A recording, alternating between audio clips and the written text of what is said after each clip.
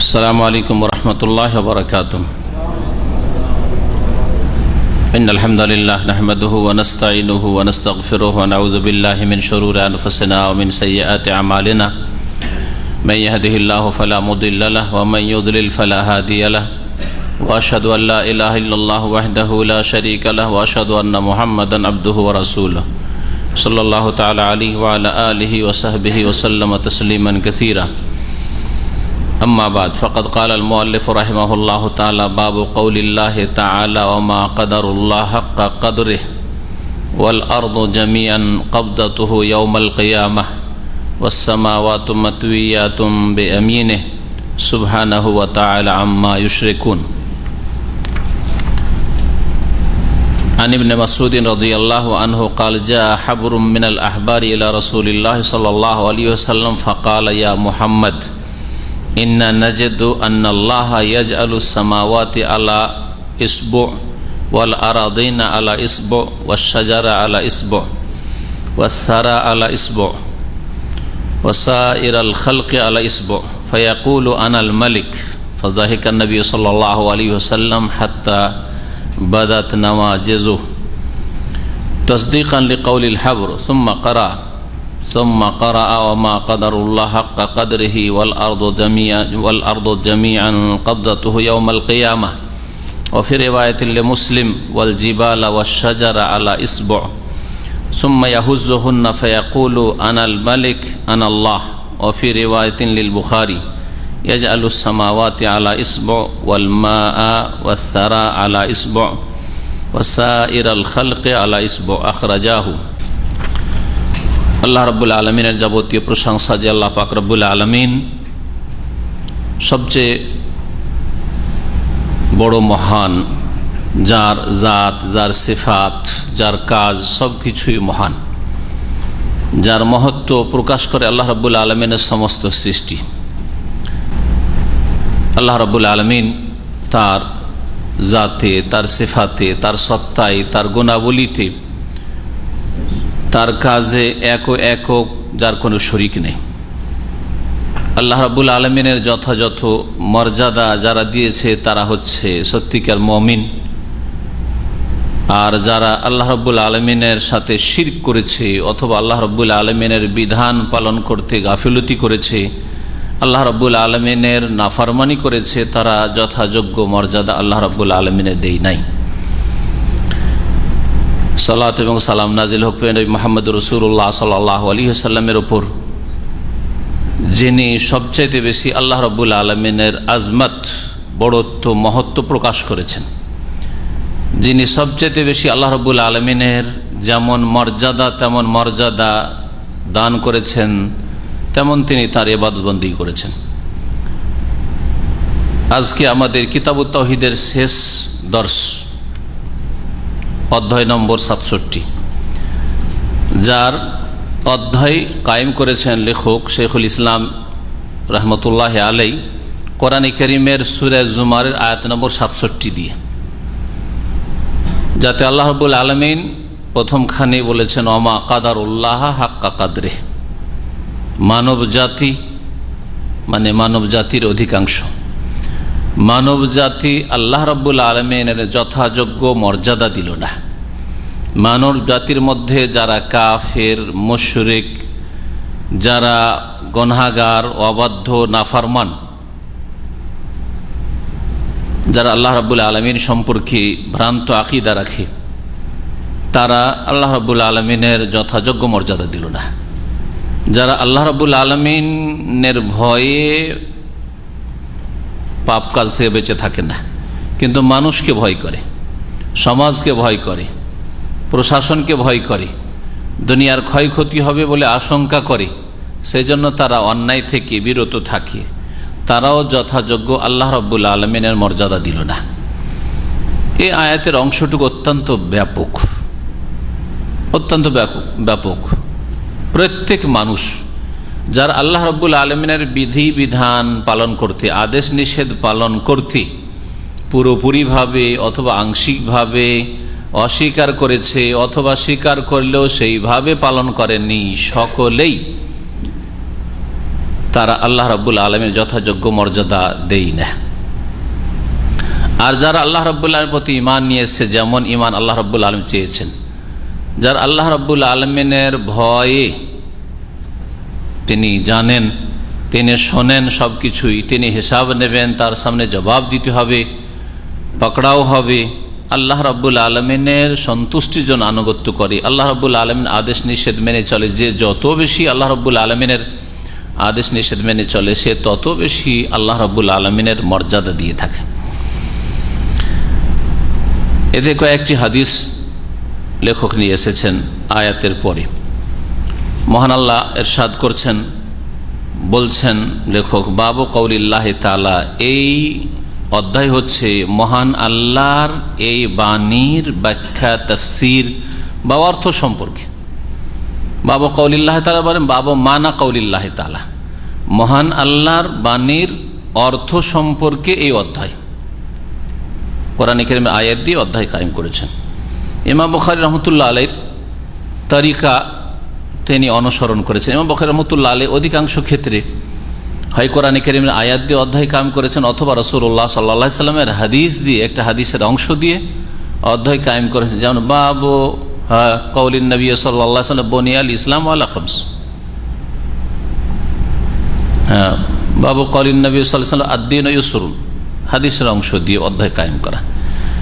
মানুষ নিজের কথা না পেশ করে যদি আল্লাহর কথা পেশ করে, রাসূলুল্লাহ সাল্লাল্লাহু আলাইহি ওয়াসাল্লামের কথা পেশ করে, আর তা দিয়ে নিজের আলোচনা শুরু করে, এটা সবচেয়ে বেশি মোবারক, সবচেয়ে বেশি ভালো। আর এই উত্তম পন্থা অবলম্বন করেছেন মুহাদ্দিসিনে কিরামদের মধ্যে বিশেষভাবে ইমাম বুখারী রহমতুল্লাহ। যারা বুখারী, সহিহ বুখারী গভীরভাবে একটু পড়াশোনা করবে, তারা উপলব্ধি করবে। ইমাম শেখুল ইসলাম মোহাম্মদ আব্দুল্লাহ রহমতুল্লাহ আলাই এই তরিকা অনেকগুলি অধ্যায়ের ক্ষেত্রে ফলো করেছেন। বলছেন বাবু কওলিল্লাহি তাআলা, এই অধ্যায় হচ্ছে মহান আল্লাহর বাণীর তাফসীর বা অর্থ সম্পর্কে। মহান আল্লাহর বাণী কি? ওমা কাদারুল্লাহ হাক্কা কাদরিহি, তারা মহান আল্লাহর যথাযোগ্য মর্যাদা দান করল না। ওয়াল আরদু জামিয়ান কাবদাতুহু ইয়াউমাল কিয়ামাহ, অথচ সমস্ত জমিন কাবদাতুহু ইয়াউমাল কিয়ামাহ, কিয়ামতের দিনে তার মুষ্টিতে থাকবে। কাবদাতুহু, কাবদা বলা হয়, হাত খোলা আছে আপনার, যখন মুষ্টি বাঁধলেন কাবদা। তো আল্লাহ রাব্বুল আলামিনের মুষ্টিতে হবে সমস্ত জমিন। তাহলে আল্লাহ রাব্বুল কত মহান। আপনাকে যদি বলা হয় যে এই মোবাইলটা মুঠের ভিতরে নেন, আপনি আপনার মুষ্টির ভিতরে নেন, ক্ষমতা নেই, কোনো মানুষ পারবে না, এত লম্বা হাতি নেই যে মুষ্টির ভিতরে নিতে পারবে, ঠিক না? হ্যাঁ, সুবহানাল্লাহ, চিন্তা করেন আপনি, কিতাব প্রশ্নে উঠে না। হ্যাঁ, আর আল্লাহ রাব্বুল আলামিন 7 জমিনকে নিজ মুষ্টিতে ধারণ করবেন। ওয়াল আরদু জামিয়ান কাবদাতুহু ইয়াউমাল কিয়ামাহ, কিয়ামতের দিনে, যেই দিন তিনি ছাড়া আর কোনো মালিক হবে না। দুনিয়াতে বিভিন্ন মালিকরা বাহ্যিক রয়েছে, যাদের সকলের মালিক আল্লাহ রাব্বুল আলামিন, কিন্তু মালিক রয়েছে, কেউ নিজের বাড়ির মালিক, কেউ কিছু ধন সম্পদের মালিক, কেউ একটা দেশের মালিক, এরকম অনেক মালিক রয়েছে। কিন্তু আখিরাতে নিছক মালিকানা হবে আল্লাহ রাব্বুল আলামিনের জন্য, তখন কোনো মালিক থাকবে না, কোনো মালিকও থাকবে না।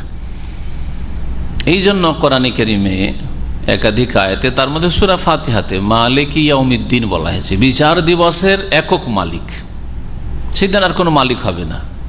এর মানে এই না যে শুধু বিচার দিবসের মালিক আল্লাহ রাব্বুল আলামিন, দুনিয়ার মালিক না, দুনিয়ারও মালিক আল্লাহ রাব্বুল আলামিন, সত্যিকার অর্থে মালিক আর সব কিছুর মালিক আল্লাহ রাব্বুল আলামিন। এমনকি যে কোনো ক্ষমতার মালিক যে ক্ষমতা রাখে বা যে মালিকানা রাখে, সে সমস্ত মালিকানাও আল্লাহ রাব্বুল আলামিনের হাতে। আল্লাহ ইচ্ছা করলে দেবেন, আল্লাহ ইচ্ছা করলে মুহূর্তের মধ্যে কেড়ে নেবেন। কিন্তু দুনিয়াতে জাহেল মূর্খদের সামনে, কাফের মুশরিকদের সামনে রব্বুল আলামিনের মালিকানা স্পষ্ট হয়ে উঠে না, অস্পষ্ট থেকে যায়।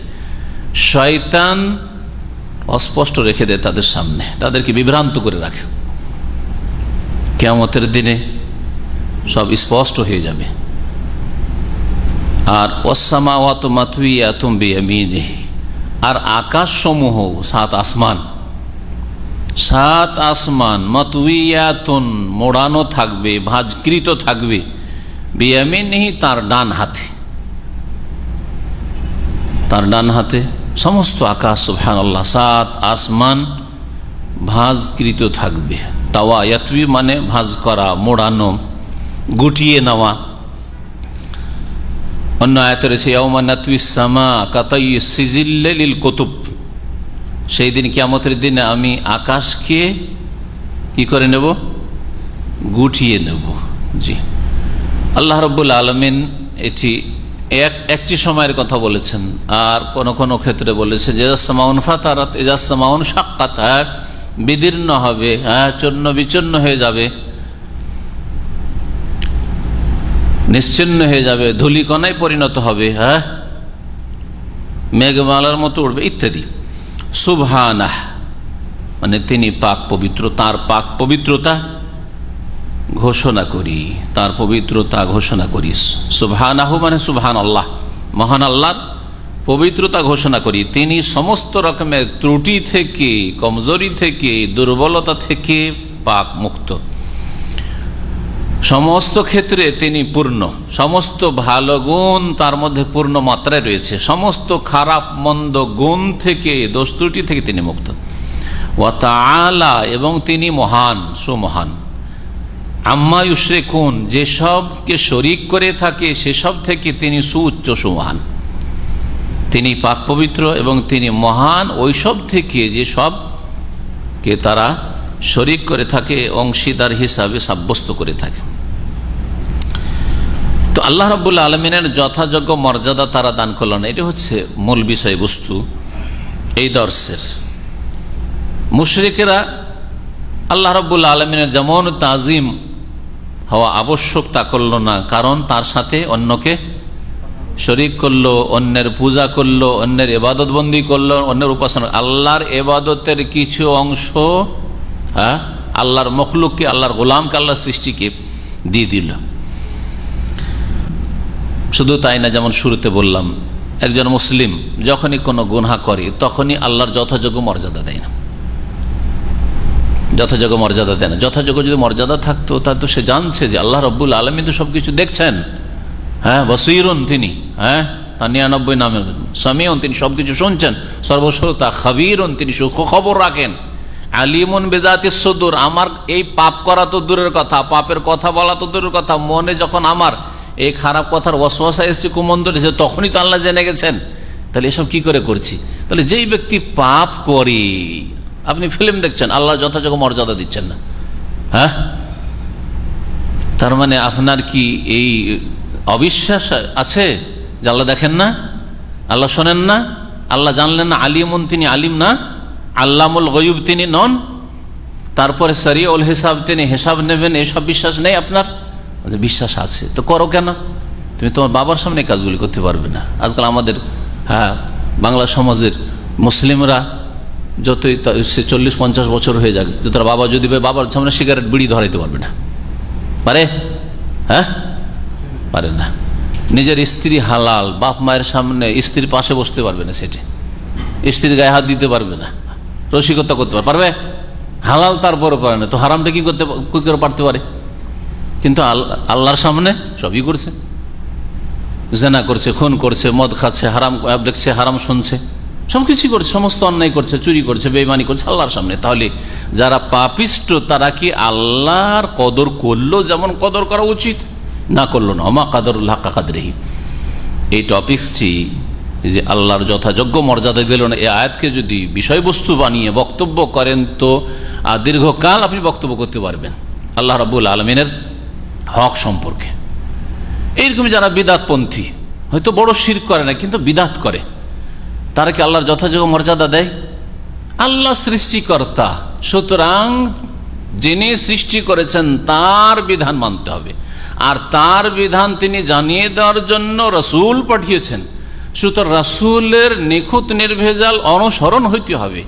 রাসূল ছাড়াও অন্য কোনো মাধ্যম দিয়ে আল্লাহর সন্তুষ্টির রাস্তা পাওয়া যায় না।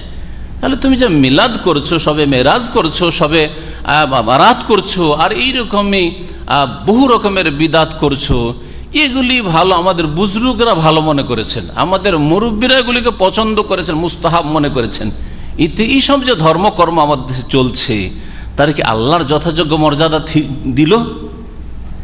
আল্লাহর কথা রসুলের মাধ্যমে এসেছে সাল্লাল্লাহু আলাইহি ওয়াসাল্লাম, হ্যাঁ, আর রসুল্লাহ সাল্লাল্লাহু আলাইহি ওয়াসাল্লামের মাধ্যমে আল্লাহর কথা এসেছে, তার সামনে মুরব্বীদের কথা পেশ করে। আপনি যদি কাল আল্লাহ কালা রসুল পেশ করেন, তো কেউ মাযহাবের কথা পেশ করে যে আমাদের ফেকাতে কি আছে, তাহলে যথাযোগ্য মর্যাদা কি তারা দিল আসলে? এইভাবে এক একটি বিষয়কে নিয়ে যদি আল্লাহর হক সম্পর্কে, আল্লাহর মর্যাদা সম্পর্কে এই আয়াতের অংশটুকু নিয়ে আলোচনা করেন, তাহলে অনেক লম্বা আলোচনা হয়ে যাবে এবং জীবনের প্রতিটি ক্ষেত্রে সংশোধন হবে। আল্লাহ যখন রব, সৃষ্টিকর্তা, আর তিনি তার রুবুবিয়তে, হ্যাঁ, তার আসমা সিফাতের নাম গুণাবলীতে, তার কাজে, তার ইবাদত, সব কিছুতে তিনি পূর্ণ, সবকিছুতে যখন পূর্ণ, তো আল্লাহ রাব্বুল আলামিন কি তার মনোনীত দিন, জীবন বিধানকে অসম্পূর্ণ রেখেছেন?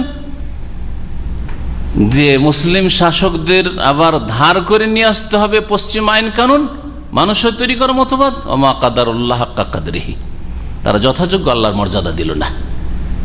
ধর্ম শুধু এখানে রেখে দিল, হ্যাঁ, ধর্ম শুধু মসজিদে সীমিত করে দিল, ওমা কাদারুল্লাহ হাক্কা কাদরিহি। আসি আমাদের আসল দর্শের দিকে, কারণ সময় আমাদের কাছে অল্প। আন ইবনে মাসউদ রাদিয়াল্লাহু আনহু, আব্দুল্লাহ বিন মাসউদ রাদিয়াল্লাহু তাআলা আনহু থেকে বর্ণিত, তিনি বলছেন, যা হাবরু মিনাল আহবার ইলা রাসূলিল্লাহ সাল্লাল্লাহু আলাইহি ওয়াসাল্লাম, রাসূলুল্লাহ সাল্লাল্লাহু আলাইহি ওয়াসাল্লামের কাছে কোন একদিন ইহুদিদের পণ্ডিতদের একজন পণ্ডিত আসলো, এসে বলল, সে ফাকালা, ইয়া মুহাম্মদ, হে মুহাম্মদ সাল্লাল্লাহু আলাইহি ওয়াসাল্লাম।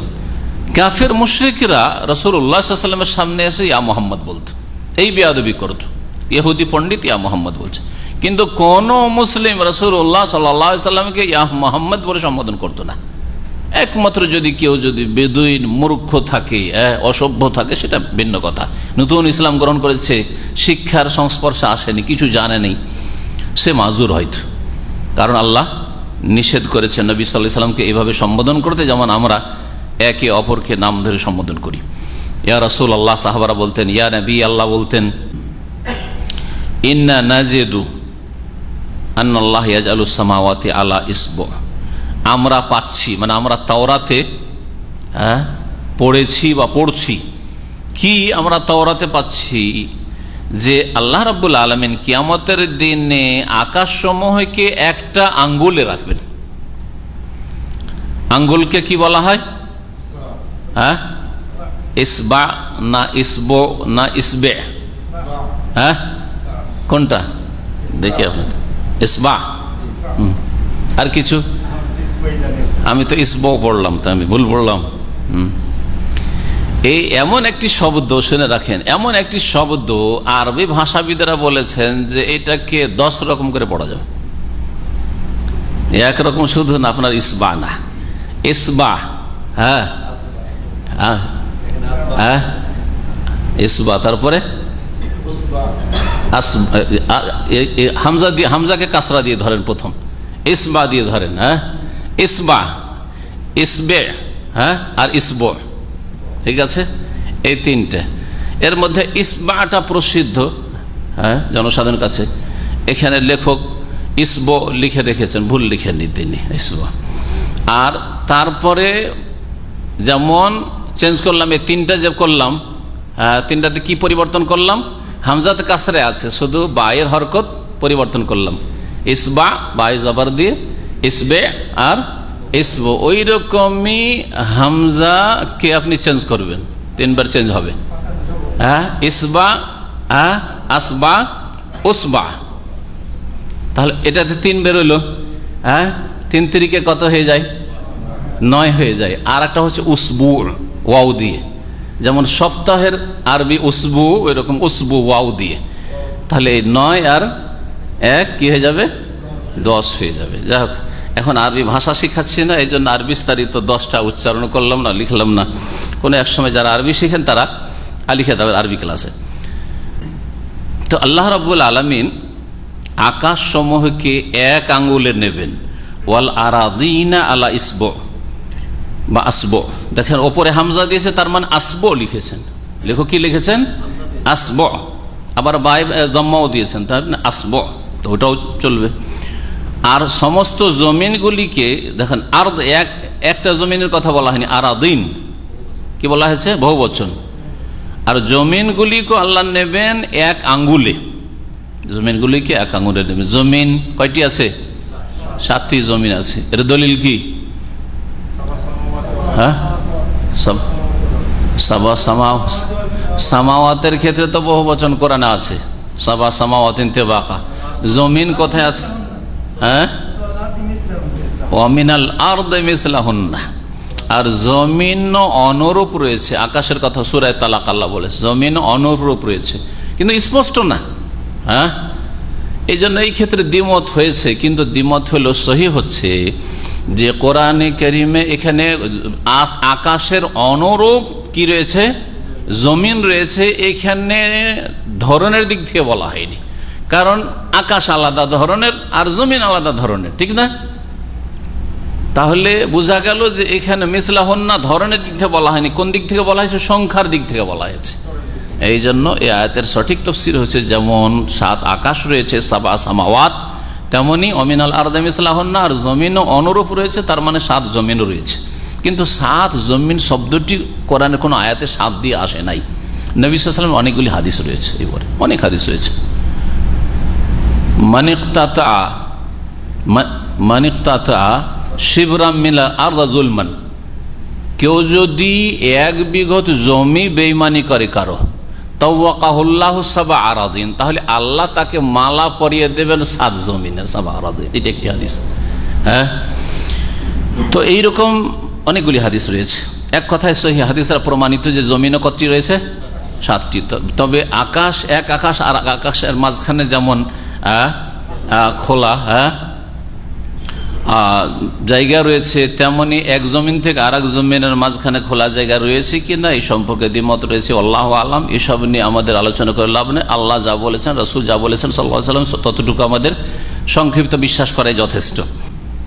ওয়াশজারা আলা ইসব, আর গাছকে নেবেন 1 আঙ্গুলে। ওয়াসারা আলা ইসব, আর কাদা মাটিকে, সারা কাদাকে বলা হয়, কাদাকে নেবেন, কাদা মাটিকে আল্লাহ রাব্বুল আলামিন নেবেন 1 আঙ্গুলে। ওয়াসাইরাল খালকা আলা ইসব, আর সমস্ত সৃষ্টিকে আর 1 আঙ্গুলে।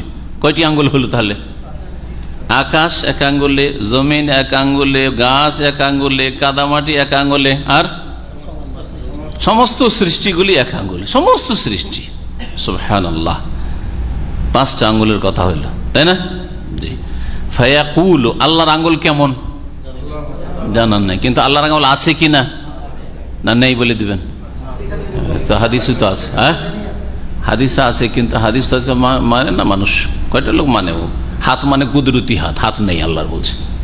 হ্যাঁ, চোখ মানে রক্ষণাবেক্ষণ, আল্লাহর চোখ নেই। এটা হলো বিদাতীদের কথা। আশারি আর মাতুরিদি এগুলি সব ভ্রান্ত মতবাদ, যে মতবাদ বিশ্বাসী আমাদের দেশের অধিকাংশ আলেম সমাজ, আল্লাহ পাক ওদের ইসলাহ করেন। তো হাদিস দ্বারা প্রমাণিত যে আল্লাহ রাব্বুল আলামিনের কি রয়েছে? আঙ্গুল রয়েছে। আল্লাহ রাব্বুল আলামিনের জাত, আল্লাহ কেমন তা যেমন আমাদের জানা নাই, তেমন আল্লাহর আঙ্গুল কেমন তেমন জানা নাই। আল্লাহ আছেন এ কথা যেমন আমাদের জানা আছে, তেমনি আল্লাহর আঙ্গুল আছে, হাত আছে, এই কথা আমাদের জানা আছে।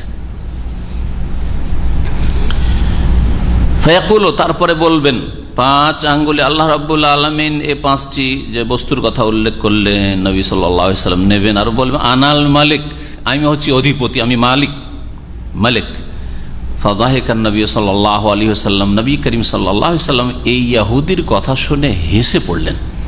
হাত্তা বাদাত নওয়াজিজহু, এমনকি নবী করিম সাল্লাল্লাহু আলাইহি ওয়াসাল্লামের মাড়ির দাঁত বেরিয়ে আসলো। নওয়াজিজ মাড়ির দাঁতকে বলা হয়। কেন হাসলেন? সমর্থন পেলেন দ্বীনে ইসলামের আকিদার ইহুদিদের কাছ থেকে, তাওরাত থেকে। মানে তোমাদের কিতাবেও সত্যায়ন করে আমাদের দ্বীনে ইসলামের আকিদার, ইসলামিক আকিদার। জি, এর থেকে বোঝা গেল যে তাওরাতে বিকৃতি ঘটলেও রাসূলুল্লাহ সাল্লাল্লাহু আলাইহি ওয়াসাল্লামের জামানায় অনেক হক কথা তাতে ছিল, আর এখনো থাকতে পারে। সবগুলি যে বিকৃত হয়ে গেছে এমন কথা নেই। কোনো একটা কিছু বিকৃত হয়ে গেলে আসল রূপ থেকে তার কিছু না কিছু অংশ থাকে, তাই না? জি। তাসদিক লিকাউলিল হক, কিন্তু জানা নেই আমাদের যে তাওরাতে কতটা কোনটা বিকৃত আর কোনটা অবিকৃত। আর আল্লাহ রাব্বুল আলামিন এই কিতাবগুলিকে রহিত মনসুখ করে দিয়েছেন, সুতরাং সেগুলির আমাদের তল্লাশি নেওয়ার আর তদন্ত করার কোনো প্রয়োজনই না। রহিতকৃত কিতাব ক্যান্সেল ঘোষণা আল্লাহ করেছেন, ওই সম্পর্কে কোনটা বিকৃত কোনটা অবিকৃত, অবিকৃত থাকলেই কি আর না থাকলে কি সবগুলি তো আমাদের জন্য রহিত ক্যান্সেল ঘোষণা করা হয়েছে। নাসিখ রহিতকারী কিতাব আল কোরআনুল কারীম। সুতরাং কোরআনে কারীম জানতে হবে, মানতে হবে, শিখতে হবে, হ্যাঁ, আর তারপরে কাজে পরিণত করতে, আমল করতে হবে। এটা হচ্ছে ফরজ কাজ। কেন হাসলেন নবী সাল্লাল্লাহু আলাইহি ওয়াসাল্লাম? তাসদিকান লিকাউলিল হাবরি, সত্যায়ন করতে গিয়ে, লিকাউলিল হাবর এই পণ্ডিতের কথার, অর্থাৎ পণ্ডিতের কথার সত্যায়ন রয়েছে কোরআনে। কোরআন এই জন্য মুসাদ্দিকান লিমা বাইনা ইয়াদাইহি কোরআনে কারীম একাধিক আয়াতে বলা হয়েছে। কোরআনে কারীম কি করে? তার আগের বিধানগুলির বা কিতাবগুলির কি করে? সত্যায়নকারী, মুসাদ্দিকান, হ্যাঁ, সত্যায়ন করে থাকে, সার্টিফাই করে থাকে। সুম্মা কারা, তারপরে রাসূলুল্লাহ সাল্লাল্লাহু আলাইহি ওয়াসাল্লাম এই আয়াত তেলাওয়াত করলেন। সূরা জুমারে যে আয়াতটি দিয়ে অধ্যায় শুরু করে, ওমা কাদারুল্লাহ হাক্কা কদরিহি, তারা এই ইহুদিরা, এখানে যেহেতু ইহুদির কথা, ইহুদি আলেমের কথা আসলো, হাবর বলা হয় ইহুদি পণ্ডিতকে, ইহুদি, হ্যাঁ, ধর্মগুরুকে, যে তাদের ধর্মের জ্ঞান রাখে, তারা আল্লাহর যথাযোগ্য মর্যাদা দিল না। আল্লাহ রাব্বুল আলামিন সম্পর্কে কিয়ামতের কথা এগুলি জানছে, আবার এইদিকে ওজাইরকে আল্লাহর পুত্র বানিয়ে বসে আছে। এইদিকে ঈসা আলাইহিস সালামকে জারণ সন্তান বলে আল্লাহর সাথে বেয়াদবি করেছে, আর ঈসা আলাইহিস সালামের সাথে বেয়াদবি করেছে, কুফরি করেছে, এরকম মিথ্যাবাদ দিয়ে মারিয়াম আলাইহিস সালামের উপর যথাযোগ্য মর্যাদা এরা দিল না। ওয়াল আরদু জামিআন কাবদাতুহু ইয়াউমাল কিয়ামাহ, সমস্ত জমিন আল্লাহর মুষ্টিতে হবে কিয়ামতের দিনে। অফি রিওয়ায়াতিল মুসলিম, সহিহ মুসলিমের রিওয়ায়াত রয়েছে। তার মানে আগের অংশটুকু বুখারীতে রয়েছে, আর এটুকু শুধু সহিহ মুসলিমে। আগের অংশটুকু বুখারী মুসলিম দুটোতে রয়েছে, আর বাকি যে অংশটুকু আসছে সহিহ মুসলিম, ওয়াল জিবালা ওয়াশ শাজারা আলা আসবু, আর পাহাড় পর্বত, ওয়াশ শাজার আর গাছপালা, ওখানে শুধু গাছের কথা ছিল, তাই না? এক আঙ্গুলে গাছ, এখানে রয়েছে গাছপালার সাথে পাহাড় পর্বত মালা হবে এক আঙ্গুলে। সুম্মা ইয়াহুজ্জুহুন্নার, তারপর আল্লাহ রাব্বুল আলামিন নড়াবেন, কি করবেন? হেলাবেন, নাড়া দেবেন আল্লাহ রাব্বুল আলামিন। শেখ ইবনে সাইয়্যিদ রাহমাতুল্লাহ আলাইহি বলছেন যে আল্লাহ রাব্বুল আলামিন নাড়াবেন, নবী সাল্লাল্লাহু আলাইহি ওয়াসাল্লাম হাত দিয়ে ইশারা করেছেন, কিন্তু আমি আপনি বুঝাবার জন্য তারপর আল্লাহ রাব্বুল আলামিন নড়াবেন এইরকম ইশারাটা করতে পারবো কিনা, এটা একটা প্রশ্ন। তার সারা যেটা 2 খণ্ডে রয়েছে তাতে এই বিষয়টি আলোচনা করেছেন। এতে যদি আপনার গুমরাহির আশঙ্কা থাকে যে আপনি সেখানে আপনি তামসিল করে দিবেন, সাদৃশ্যতা পোষণ করে দিবেন, তাহলে করবেন না। কিন্তু আপনার সহিহ আকীদা জানা আছে, আপনি যদি হয়তো কোনো মানুষকে বোঝানোর জন্য, বা আমি আলোচনা করেছি বোঝানোর জন্য, হাত নাড়া দিয়ে বুঝালাম যে আল্লাহ রাব্বুল এইভাবে নাড়া দিবেন সবগুলিকে, কিন্তু এতে আপনারাও বিভ্রান্ত হবেন না যে আল্লাহর এইরকম নাড়া দেওয়া, নড়ানো আমার বা কোনো মানুষের, কোনো সৃষ্টির নাড়া দেওয়ার মতো, এই ভুল ধারণায় লিপ্ত হবেন না, গুমরাহিতে লিপ্ত হবেন না, আপনারা হবেন না, আমি হব না, তাহলে এরকম নাড়া দেওয়া জায়েজ। আর যদি আশঙ্কা থাকে যে যিনি বক্তা বলছেন তিনি এই গুমরাহির, তামসিলের গুমরাহির শিকার হবেন, অথবা যারা শ্রোতা শুনছে তারা গুমরাহির শিকার হবেন যে আল্লাহ রাব্বুল আলামিন নাড়া দেওয়া মনে হয় মানুষের নাড়া দেওয়ার মতোই, তাহলে এই ক্ষেত্রে বেঁচে থাকতে হবে। রাসূলুল্লাহ সাল্লাল্লাহু আলাইহি সাল্লাম যখন বলেন তখন সাহাবায়ে কেরামদের ক্ষেত্রে ওই গুমরাহির আশঙ্কা ছিল না, নবী সাল্লাল্লাহু আলাইহি ওয়াসাল্লামের ক্ষেত্রেও সেটা ছিল না, তাই তিনি হাত নাড়া দিয়ে বুঝিয়েছিলেন। ফায়াকুলু, বলবেন আল্লাহ রাব্বুল আলামিন, আনাল মালিক আনাল্লাহ, আমি হচ্ছি মহান অধিপতি, আনাল্লাহ, আমি আল্লাহ। অন্য রিওয়ায়াত আইনা মুলুকুল আরদ, জমিনের রাজারা কোথায়, জমিনের বাদশারা কোথায়, জমিনের নেতা, রাষ্ট্রপতি, প্রধানমন্ত্রীরা কোথায়, শাসকরা, আইনা মুলুকুল আরদ, নীরব থাকবে, কোনো সাড়া শব্দ আসবে না। ওয়াফি রিওয়ায়াতিল বুখারী, আর সহিহ বুখারী একটি রিওয়ায়াতে রয়েছে, ইয়াজালুস সামাওয়াতি আলা আসবু, আকাশগুলিকে এক আঙ্গুলে, ওয়াল মা ওয়াসারা, পানি আর কাদাকে এক আঙ্গুলে, ওয়াসাইরাল খালকি আলা আসবু, আর সমস্ত সৃষ্টিকে ধারণ করবেন এক আঙ্গুলে, এক আঙ্গুলে। আখরাজাহু, হাদিস সহিহ বুখারী মুসলিমে রয়েছে। বলে মুসলিমিন আর সহিহ মুসলিমে রয়েছে আব্দুল্লাহ বিন ওমর রাদিয়াল্লাহু তাআলা আনহুমা থেকে মারফু বর্ণিত, মানে রাসূলুল্লাহ সাল্লাল্লাহু আলাইহি ওয়াসাল্লাম বলেছেন, ইয়াতবিল্লাহুস সামাওয়াতি ইয়াউমাল কিয়ামাহ, কিয়ামতের দিনে আল্লাহ রাব্বুল আলামিন আকাশসমূহকে মুড়িয়ে নেবেন, গুটিয়ে নেবেন, ভাঁজ করবেন। সুম্মা ইয়াখুযুহুন্না বিয়াদিহিল ইউমনা, তারপরে তিনি নিজ ডান হস্তে সেগুলিকে ধারণ করবেন, ডান হাতে নেবেন আল্লাহ রাব্বুল আলামিন। সুম্মা ইয়াকুলু, আর তারপরে বলেন আনাল মালিক, আমি হচ্ছি মহান অধিপতি। আইনাল জাব্বারুন, কোথায় অহংকারী শাসকরা, অহংকারী নেতারা, দাম্ভিকরা কোথায়? আইনাল মুতাকাব্বিরুন, অহংকারীরা কোথায়? জাব্বার মানে হচ্ছে যারা পরাক্রান্ত, কোথায় পরাক্রান্ত যারা, যারা পরাক্রমশালী ছিল তারা কোথায়? আইনাল মুতাকাব্বিরুন, কোথায় দাম্ভিকরা, কোথায় অহংকারীরা? সুম্মা ইয়াতউল আরাদিনা সাবা, তারপরে 7 জমিনকেও আল্লাহ রাব্বুল আলামিন ভাঁজ করে নেবেন হাতে। ভাঁজ করার পরে কি করবেন? সুম্মা ইয়াখুযুহুন্না বিশিমালি, তারপরে বাম হাতে নেবেন, আল্লাহ রাব্বুল আলামিন বাম হাতে নেবেন। এই হাদিস সহিহ মুসলিমে রয়েছে। কি প্রমাণ করে? যে আল্লাহ রাব্বুল আলামিনের যেমন বিয়াদিহিল ইউমনা, ডান হাতের কথা সহিহ হাদিস দ্বারা প্রমাণিত, তেমনি বাম হাতের কথাও আল্লাহর কি হাদিস দ্বারা, সহিহ হাদিস দ্বারা প্রমাণিত। কিন্তু অন্য হাদিস রয়েছে ওয়াকিলতা ইয়াদাই রব্বি ইয়ামিনুন, আমার রবের 2 হাতই হচ্ছে ডান। এর মানে আবার কি? এরকম হাদিস রয়েছে যা এখানে উল্লেখ করা হয়নি, কিন্তু সহিহ হাদিস। এর মানে মানুষের ক্ষেত্রে ডান হাত বাম হাতের তুলনায় শ্রেষ্ঠ। ভালো ভালো কাজগুলি ডান হাত দিয়ে করে রুচিশীল মানুষ, নোংরাগুলি বাদ দিয়ে। আর নোংরারই সংখ্যা বেশি আজকাল, ঠিক না? আর বাম হাতে নোংরা কাজগুলি, নিকৃষ্ট কাজগুলি, ময়লা আবর্জনা সাফ করা কাজ, তো বাম হাত ডান হাতের তুলনায় কি ভালো? বাম হাত ডান হাতের তুলনায় কি নিকৃষ্ট, ঠিক না? নিকৃষ্ট কাজের জন্য, নোংরা কাজের জন্য, ময়লা আবর্জনা সাফ করার জন্য। আল্লাহ রাব্বুল আলামিনের ক্ষেত্রে কারো ভ্রম হইতে পারে, কারো সংশয় হইতে পারে যে আল্লাহরও মনে হয় বাম হাত চাইতে ডান হাতটা বেশি শ্রেষ্ঠ, বাম হাত চাইতে ডান হাত বেশি শ্রেষ্ঠ, ডান হাতের মতো বাম হাত নয়। এই ভ্রান্ত ধারণা, এই ভ্রম, এই ওয়াসওয়াসা দূর করে দেওয়ার জন্য ওই হাদিসে বলা হয়েছে কেলতা ইয়াদাই রব্বি ইয়ামিনুন, আমার রবের 2 হাতই হচ্ছে বরকতের হাত, ডান হাত। আসলে ডান হাতের মতো, ডান হাত মানে ডান হাতের মতো বরকতময়। জি, আল্লাহ রাব্বুল আলামিনের 2 হাত আছে, এটা কোরআনে কারীম দিয়ে প্রমাণিত। আরো শুনেন তো, যারা হাত মানে কুদরতি হাত, মানে হাত মানে ক্ষমতা, আর উদাহরণ দিয়ে থাকি যে আমার দেশের নেতারা বলে না, এই ঘটনার সাথে আমার হাত আছে, বা এই ঘটনার সাথে অমুকের হাত আছে, বলে কি বলে না? হাত আছে মানে কি ওখানে হাত বাড়িয়ে দিয়েছে নাকি? ও না কি করেছে? ক্ষমতা চালিয়েছে। তা হাত মানে এখানে কুদরত, ক্ষমতা। তো বলছে ওই রকম আল্লাহর হাত মানে তাবারাকাল্লাযী বিয়াদিহিল মুলকু মানে বিকুদরাতিহিল মুলকু।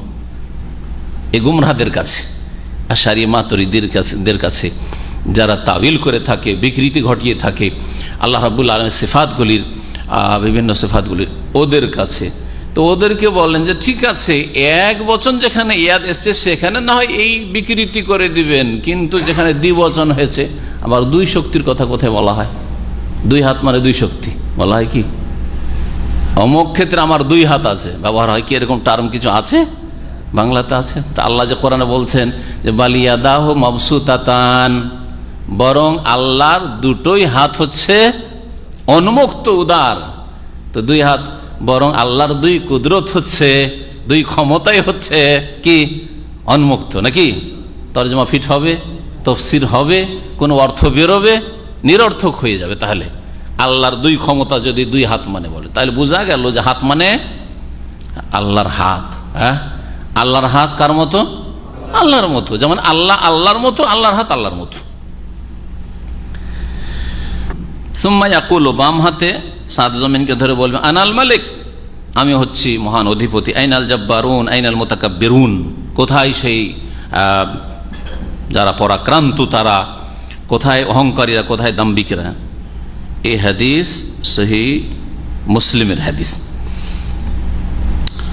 রবিয়ান ইবনে আব্বাসিন কাল, এখন কিছু আসার বর্ণনা করছেন সাহাবাই কেরাম থেকে। আব্দুল্লাহ ইবনে আব্বাস রাদিয়াল্লাহু তাআলা আনহুমা থেকে বর্ণিত।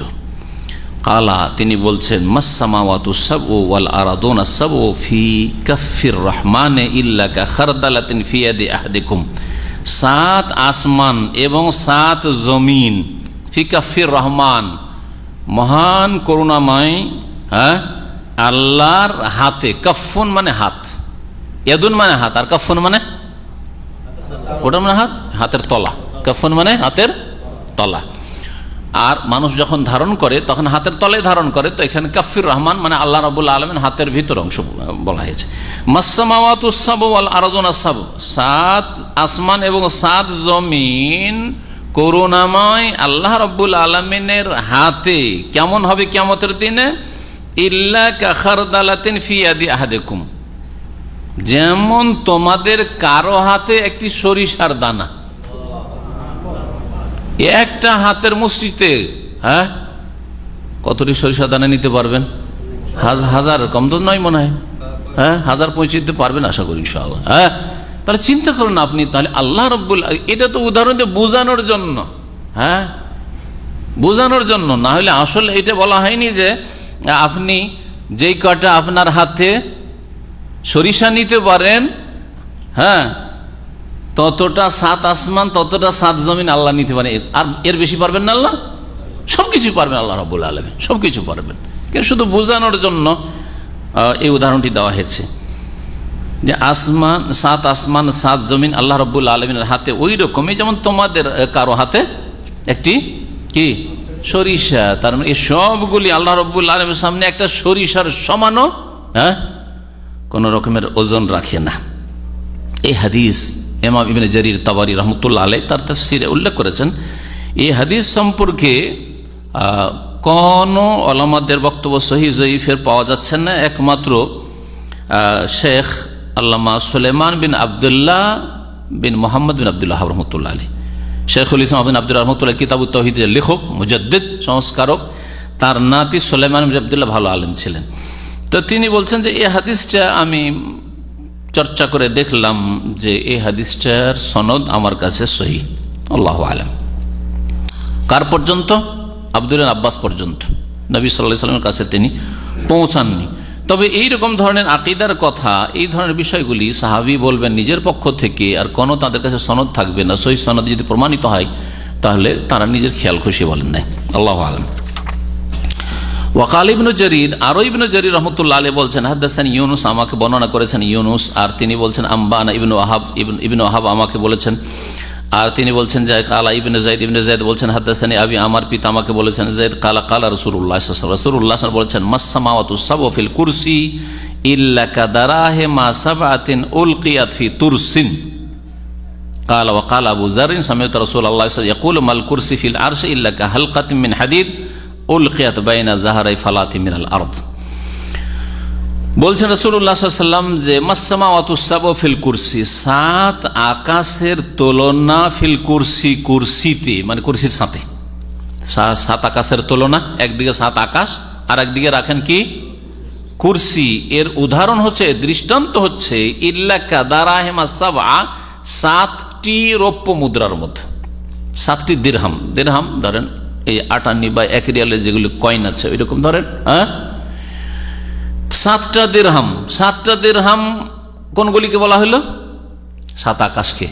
সাতটি দিরহাম হচ্ছে সাত আকাশ। উলকিয়াত, যেই সাতটি দিরহামকে নিক্ষেপ করা হয়েছে ফি তুরসিন, খোলা ময়দানে।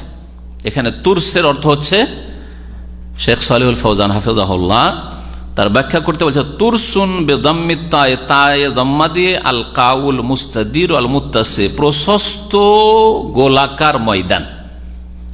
প্রশস্ত গোলাকার ময়দান, ফিল্ডকে কি বলা হয়? তুরস বলা হয়। এটা হচ্ছে আরবি ভাষা একটি ব্যাখ্যা। আর তুরসের আর একটি অর্থ রয়েছে যেটা প্রসিদ্ধ, প্রথমটি অপ্রসিদ্ধ, কিন্তু এখানে এটি উদ্দেশ্য রয়েছে। এখানে খোলা ময়দান, এই জন্য খোলা প্রশস্ত ময়দান বলে আমি অর্থ করলাম। আর একটি অর্থ হয় তুরস মানে ঢাল। তুরস মানে ঢাল। যখন শত্রু তরবারি দিয়ে বা অস্ত্র দিয়ে হামলা করতে যায়, আগের যুগে যখন তরবারি যুদ্ধ ছিল, তখন আড়ানোর জন্য, আত্মরক্ষার জন্য ঢাল ব্যবহার করা হতো। দেখেছেন পুরোনো ছবিগুলো? দেখেননি যোদ্ধাদের? জি, ঢাল ওকে বলা হয়। তো তাহলে এখানে কি বলা হলো? খোলা ময়দান, যেন কি খোলা প্রশস্ত ময়দান কি কুরসি। কুরসি মানে কুরসি এত বড়। আর খোলা ময়দানের সামনে যেমন 7টা যদি দিরহাম, 7টা কয়েন যদি দাম্মাম থেকে রিয়াজের মাঝখানে খোলা ময়দানে পড়ে থাকে, তো 7টা কয়েন খুঁজে পাবেন? হ্যাঁ, তো ওই রকম হচ্ছে কুরসির সামনে কি 7 আসমান 7 জমিন, ঠিক না?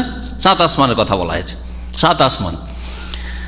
আর কুরসির কথা এখন শুনে তারপরে বলছেন অকাল আবুজার গিফারি রাদিয়াল্লাহু তাআলা বলছেন, সামিউতু রাসূলুল্লাহ সাল্লাল্লাহু আলাইহি ওয়াসাল্লাম ইয়াকুল, আমি রাসূলুল্লাহ সাল্লাল্লাহু আলাইহি ওয়াসাল্লাম বলতে শুনেছি, মাল কুরসিয়ু ফিল আরশি, আবার কুরসি আরশের সামনে, আরশের তুলনায়। একটা হচ্ছে কুরসি আর একটা হচ্ছে আরশ, দুটো আলাদা জিনিস না একই জিনিস? আলাদা আলাদা, পৃথক পৃথক জিনিস, দুটো আল্লাহর দুটো সৃষ্টি, এগুলি আল্লাহর সৃষ্টি মখলুক। আরশ আল্লাহর সৃষ্টি আর কুরসিও আল্লাহর সৃষ্টি, দুটো পৃথক জিনিস। এক দল এই ক্ষেত্রে ভুল ব্যাখ্যা করেছে, বলছে যেটা আরশ সেটাই কুরসি।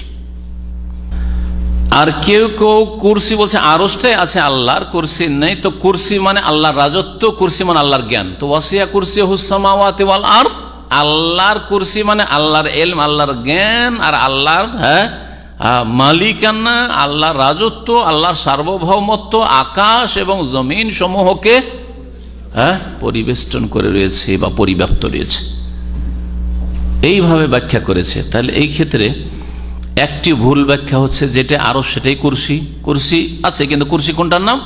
আরশের নাম, এটা ভুল ব্যাখ্যা। আর আরেকটা হচ্ছে যে আল্লাহর আরশ আছে, আর কুরসি বলতে কোরআনে বা হাদিসে কুরসি বলতে কি বোঝানো হয়েছে? আল্লাহর ইলমকে, জ্ঞানকে বোঝানো হয়েছে, যে আল্লাহর জ্ঞান সবকিছুকে ঘিরে আছে। আর আল্লাহর রাজত্ব, আল্লাহর মালিকানাও সবকিছুকে, আল্লাহর মালিকানার বাইরে কেউ যেতে পারবে না, আর আল্লাহর ইলমের, আল্লাহর জ্ঞানের বাইরে কেউ যেতে পারবে না। যেমন দুনিয়ার শাসকের জ্ঞানের বাইরে অপরাধী চলে গেল, খুঁজেই পায় না, নিখোঁজ খুঁজে পায় না আসামি, অথবা জানে যে আছে দেশের মধ্যে কোথাও লুকিয়ে আছে, কিন্তু ওকে ধরতে পারে না, ক্ষমতা চলে না সেখানে। আল্লাহ রাব্বুল ক্ষেত্রে প্রযোজ্য না। এক কথায় এটাও ভুল ব্যাখ্যা। তাহলে এই দুটো ভুল ব্যাখ্যা থেকে বেঁচে থাকবেন আরশ কুরসি সম্পর্কে। কুরসি আলাদা জিনিস, আরশ আলাদা জিনিস, এটা আহলে সুন্নাত ওয়াল জামাতের সহিহ আকীদা। যারা বলছে যেটা কুরসি সেটা আরশ একই জিনিস, একটা জিনিসের দুটো নাম, ভুল ব্যাখ্যা।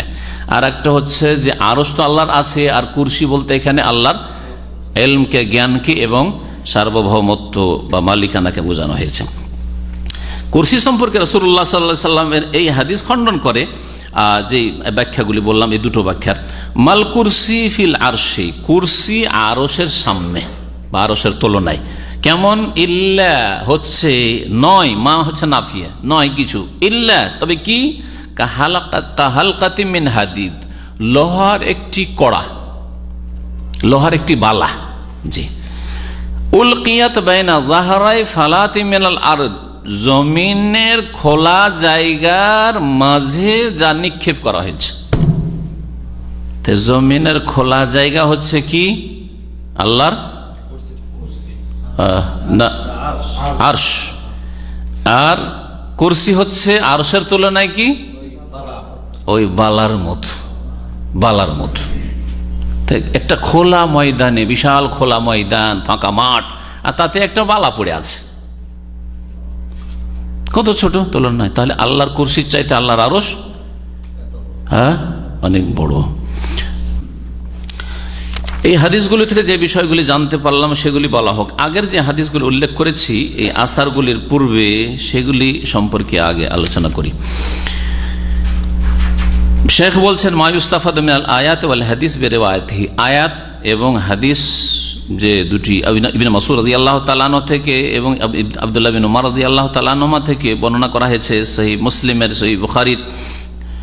এই হাদিসগুলি থেকে যা বোঝা গেল সেটা হচ্ছে বায়ান ও আজমাতিল্লাহ, আল্লাহ রাব্বুল আলামিনের মহত্বের বর্ণনা। আল্লাহ কত বড় মহান, জাতে সত্তার দিক থেকেও আর সিফাত গুণাবলীর দিক থেকেও।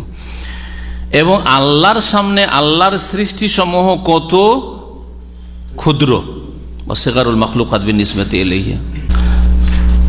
তারপরে আয়াত হাদিস থেকে জানতে পারলাম যে যারা আল্লাহর সাথে শিরক করে তারা আল্লাহর যথাযোগ্য মর্যাদা দেয় না। যথাযোগ্য মর্যাদা কারা দেয় না, এদিকে ইঙ্গিত আমি যেটুকু করেছি ওইটুকু আপনার মোটামুটি বোঝার জন্য যথেষ্ট। যাদের মধ্যে যত ত্রুটি রয়েছে দিন ইসলাম সম্পর্কে, পুরোপুরি হোক, আংশিক হোক, সামান্য হোক, যার মধ্যে যতটা ত্রুটি রয়েছে, যত বেশি ত্রুটি তত বেশি আল্লাহর মানহানি করে, আল্লাহর মর্যাদা দেয় না।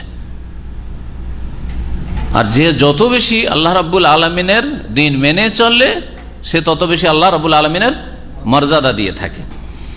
এই হাদিসগুলি থেকে প্রমাণিত হলো যে ইসবাতুল ইয়াদাইন, আল্লাহর দুই হাত রয়েছে, ওয়াল আসাবে আঙ্গুল রয়েছে, ডান হাত রয়েছে, বাম হাত রয়েছে, এমনকি ওয়াল কাফ লিল্লাহ সুবহানাহু ওয়া তাআলা, আল্লাহ রাব্বুল হাতের তলাও রয়েছে। কাফ আরবি ভাষায় আরবরা বুঝে যে কাফ কাকে বলা হয়।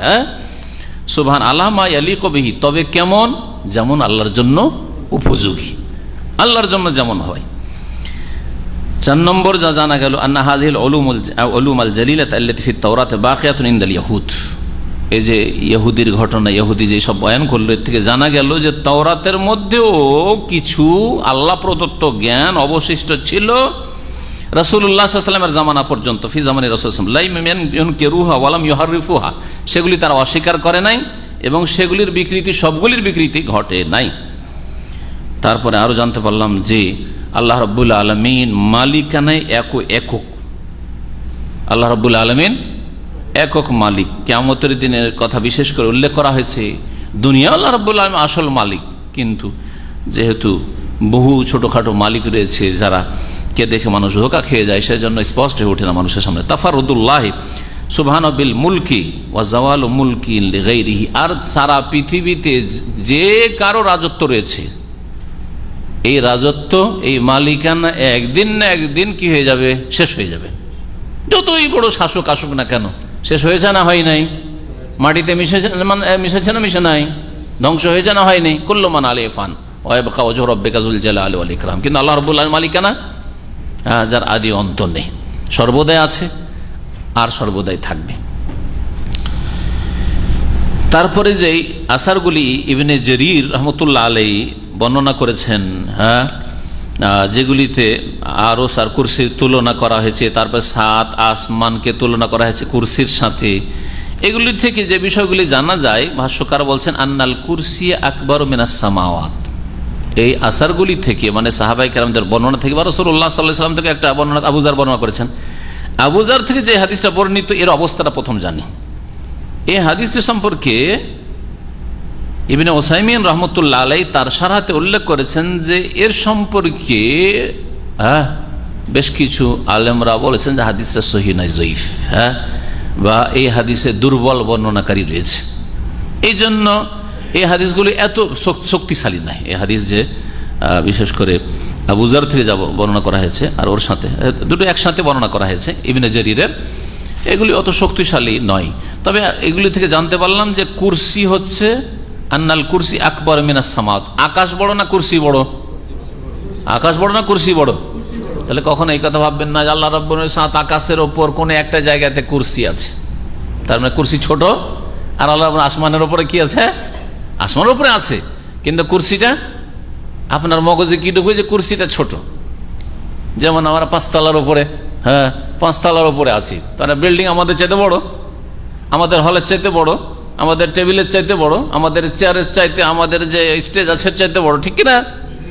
তো এই ভ্রমটা ঢুকতে পারে, এই গুমরাহি। সুতরাং সাবধান, কখন এই কথা যেন মগজে না ঢুকে যে 7 আসমানের ওপর যেহেতু কুরসি আরশ, সুতরাং 7 আসমানে কোন জায়গায় আল্লাহর আরশ আছে, আল্লাহর কুরসি আছে, এই কথা বলে মানে আল্লাহর আরশ কুরসি 7 আসমান চাইতে কি ছোট। অথচ এটি কথা একেবারে ভুল। ওয়াসিয়া কুরসিও আছে না নেই? আসসামাওয়াত ওয়াল, আসমান জমিন সবগুলি, আসমান 7 আসমান 7 জমিন সবগুলিকে ঘিরে আছে কি? কুরসি, আল্লাহর কুরসি। কুরসি হচ্ছে আকাশ সমূহের চাইতে বড়, আকবার মিনাস সামাওয়াত। আচ্ছা, আর আরশ? আরশ তো কুরসির চাইতে বড়। কুরসি যদি 7 আসমান 7 জমিনকে ঘিরে থাকে, তাহলে কুরসির চাইতে কত বড় হচ্ছে আরশ? যেমন এই হাদিস দ্বারা বোঝা গেল। কি তুলনা করা হয়েছে? যে খোলা একটা ময়দান, বিশাল ময়দান, আর ওই ময়দানের কোন একটা জায়গাতে একটা বালা পড়ে আছে, এই ঘড়ি চেন সহ পড়ে আছে, খুঁজে পাচ্ছেন না। বালা মানে তো গোলাকার জিনিস, চেনের মতো। ওয়ান্নাল আরশ আকবার মিনাল কুরসি, আরো জানতে পারলাম যে আরশ হচ্ছে কুরসির চাইতে অনেক বড়।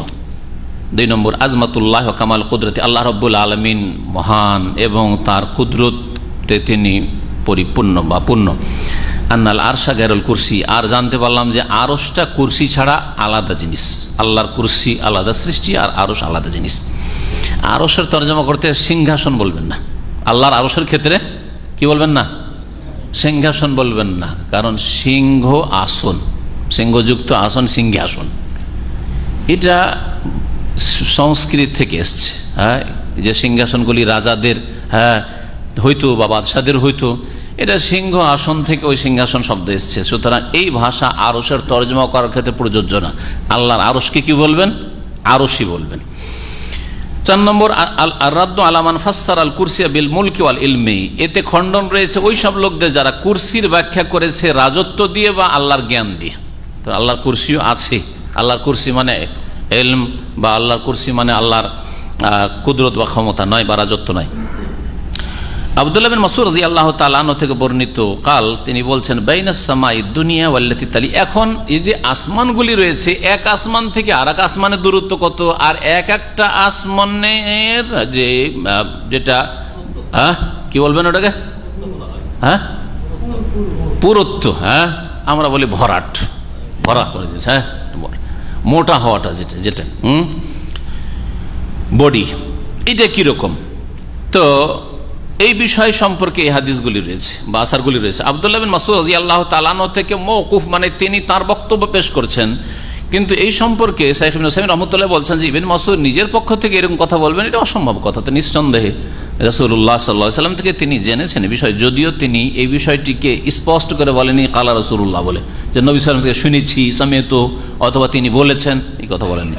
কালা, তিনি বলছেন বাইনাস। আর ইবনে মাসউদ সম্পর্কে আরেকটি বৈশিষ্ট্য তিনি উল্লেখ করেছেন, ইবনে মাসউদ রাদিয়াল্লাহু তাআলা আনহু ইহুদি নাসারাদের কিতাব থেকে, বাইবেল তাওরাত ইনজিল থেকে নিতেন না, ইসরাইলিয়াত তিনি গ্রহণ করতেন না।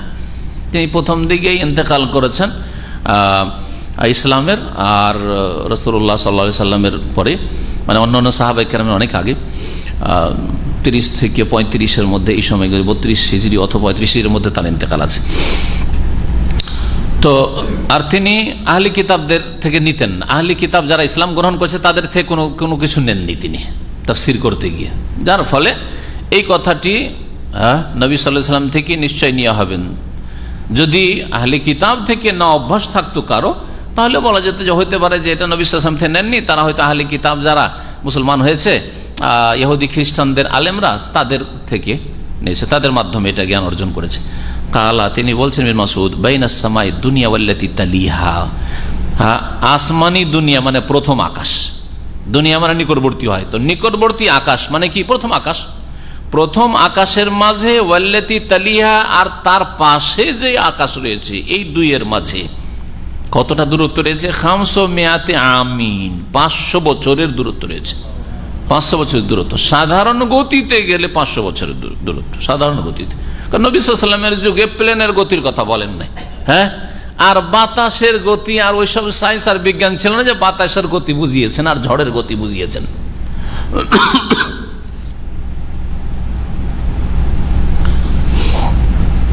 অবাইনা কুল্লি সামাইন 500 আমার, প্রত্যেক আকাশের মাঝে 500 বছরের দূরত্ব রয়েছে। অবাইনা সামাই সাবিয়াতি ওয়াল কুরসি, এখন 7 আকাশ পর্যন্ত এরকম 500 বছর 500 বছর 500 বছর খোলা জায়গা, আবার 500 বছরের যে ভরাট বা যে পুরুত্ব। আর তারপরে 7 আসমানের মাঝে আর কুরসির মাঝে দূরত্ব কত, 500 আমিন, 500 বছরের রাস্তা। অবাইনাল কুরসি ওয়াল মাই, কুরসির ওপরে আবার কি রয়েছে, পানি রয়েছে। সুবহানাল্লাহ, আল্লাহ ভালো জানেন কি ওর পানি রয়েছে, কিন্তু আমাদের কাছে প্রমাণিত, আমার বিশ্বাস করি যে পানি রয়েছে 7 আসমানের উপর আর কুরসি এবং আরশের মাঝখানে। ওয়াবাইনাল কুরসি ওয়াল মাই 500 আমিন, কুরসি এবং পানির মাঝখানে কত দূরত্ব রয়েছে, 500 বছরের দূরত্ব খোলা রয়েছে। ওয়াল আরশু ফাওকাল মা, আর আল্লাহর আরশ কোথায় রয়েছে, পানির উপর রয়েছে, যার কথা কোরআনে কি ওয়াকান আরশুহু আলাল মা, আল্লাহর আসমান জমিন সৃষ্টি করার পূর্বে তার আরশ কোথায় ছিল, পানির ওপর, এই পানি। ওয়াল আরশু ফাওকাল মা ওয়াল্লাহু ফাওকাল আরশি, আর আল্লাহ কোথায় রয়েছেন, আরশের ওপর রয়েছেন। আল্লাহ আরশের ওপর এত দূরে থাকা সত্ত্বেও, বাহ্যিক অনেক দূরে, ঠিক না, তারপরেও লা ইয়াখফা আলাইহি শাইয়ুম মিন আমালিকুম, তোমাদের কাজকর্মের কোনো কিছু তার উপর গোপন থাকে না, কোনো কিছু গোপন থাকেন না। আমাদের সামনে কে ঝিমাচ্ছেন, কেউ মোবাইলের দিকে তাকাচ্ছেন, কেউ এদিক ওদিক অন্যমনস্ক হচ্ছেন, খেয়াল করতে পারি না। কে এদিকে এসে বন্ধ করে বসে আছেন আর গরম লাগা শুরু হয়েছে, খেয়ালই করতে পারিনি যে কে অপরাধ করলেন, ঠিক না? কিন্তু আল্লাহ রাব্বুল আলামিন 7 আসমানের উপর কি আছে বললেন নবী ইবনে মাসউদ, কুরসি। 7 আসমান আর কুরসির মাঝে কতটা দূরত্ব? 500 বছরের দূরত্ব। কুরসি আর পানির মাঝে কত দূরত্ব? 500 বছর দূরত্ব। পানি আর আরশের মাঝে কত দূরত্ব? 500 বছরের দূরত্ব। আর তার উপর আল্লাহু ফাওকাল আরশ লা ইয়াখফা আলাইহি শাইউন মিন আমালিকুম। এই হচ্ছে আল্লাহ রাব্বুল আলামিন আজমত, আল্লাহ রাব্বুল আলামিন মহত্ব। আখরাজাহু ইবনু মাহদি, এই আসারটি বর্ণনা করেছে ইবনু মাহদি হাম্মাদ ইবনে সালামা থেকে, তিনি আসিম থেকে, তিনি জির থেকে, তিনি আব্দুল্লাহ থেকে, মানে আব্দুল্লাহ বিন মাসউদ রাদিয়াল্লাহু তাআলা থেকে। এই রকমই বর্ণনা করেছেন মাসউদি আসিম থেকে, তিনি আবু ওয়াইল থেকে, আর আবু ওয়াইল আব্দুল্লাহ বিন মাসউদ রাদিয়াল্লাহু তাআলা আনহু থেকে। কালাহুল হাফেজ যাহাবী, এটি ইমাম হাফেজ যাহাবী রাহমাতুল্লাহ আলাইহি বর্ণনা করেছেন আর বলেছেন ওয়ালাহু তুরুক, এর বিভিন্ন সূত্র রয়েছে। এই হাদিসটির বা আসারগুলির বিভিন্ন কি রয়েছে? সনদ রয়েছে, সূত্র রয়েছে, একটি সূত্রে প্রমাণিত নয়। এই আসার সম্পর্কে ইমাম ইবনুল কাইয়িম রাহমাতুল্লাহ আলাইহি বলছেন, যা ইবনে উসাইমিন রাহমাতুল্লাহ তার এই যে বিস্তারিত ভাষ্য সারহা রয়েছে কিতাবুত তাওহীদ, তাতে উল্লেখ করেছেন যে এই হাদিস হচ্ছে সহিহ, এই হাদিস হচ্ছে সহিহ। তাহলে 500 বছরের দূরত্বের যে হাদিস, এটি ইবনে মাসউদ থেকে বর্ণিত, এটা হচ্ছে সহিহ ইবনুল কাইয়িম রাহমাতুল্লাহর মতে, আল্লাহু আ'লাম। তারপরে দেখেন ওয়ানিল আব্বাস বিন আব্দুল মুত্তালিব রাদিয়াল্লাহু আনহু, আব্বাস বিন আব্দুল মুত্তালিব রাদিয়াল্লাহু তাআলা আনহু থেকে বর্ণিত, রাসূলুল্লাহ সাল্লাল্লাহু আলাইহি ওয়াসাল্লামের চাচা। কালা, তিনি বলছেন কালা রাসূলুল্লাহ সাল্লাল্লাহু আলাইহি ওয়াসাল্লাম, রাসূলুল্লাহ সাল্লাল্লাহু আলাইহি ওয়াসাল্লাম বলেছেন হাল তাদরুনা কাম বাইনাস সামাই ওয়াল আরদ, তোমরা জানো কি আকাশ আর জমিনের মাঝে কতটা দূরত্ব রয়েছে, কতটা ব্যবধান রয়েছে? কুলনা, আমরা বললাম আল্লাহু ওয়া রাসূলুহু আ'লাম, আল্লাহ এবং তার রাসূল বেশি জানেন, আল্লাহ এবং তার রাসূল বেশি জানেন। নবী সাল্লাল্লাহু আলাইহি ওয়াসাল্লামের জীবদ্দশায় সাহাবায়ে কেরাম এইভাবে বলতেন। নবী সাল্লাল্লাহু আলাইহি ওয়াসাল্লাম ইন্তেকালের পরে না, উলামায়ে কেরামরা মুফাসসিরিনগণ এইভাবে আল্লাহ ওয়া রাসূল আ'লাম বলেনি, তারা বলেন আল্লাহু আ'লাম বলেছেন। এই জন্য যে কোনো তাফসীর, এমনকি আমাদের দেশে কওমি মাদ্রাসাগুলো আহলে হাদিস হোক আর হানাফি হোক, তারা জালালাইন পড়ায়। জালালাইন আলিফ লাম মিম এর তাফসীর প্রথম সূরা বাকারা শুরু করতে দেখবেন আল্লাহু আ'লামু বিমুরাদিহি বিযালিকা। কেন আল্লাহু আ'লামু বিমুরাদি বললেন? আল্লাহু ওয়া রাসূলুহু আ'লামু বিমুরাদি কেন বললেন না? হ্যাঁ, বোঝা গেছে? এটা এই জন্যই বলছি যে বিদআতপন্থীদের তো গায়ের জ্বালা আমাদের উপর। যেই কথাটি জালালউদ্দিন সুয়ুতী বলেছেন, যেই কথাটি আগের ওলামারা বলেছেন, ইমাম তাহাবী বলেছেন, সেই কথাই যদি আমি বলি তো গায়ের জ্বালা। বোঝা গেছে? বোঝা গেলে কারণ পায়ের তলা থেকে মাটি সরে যাচ্ছে, শিরক বিদআত ত্যাগ করছে, ব্যবসা ঠান্ডা পড়ে যাচ্ছে।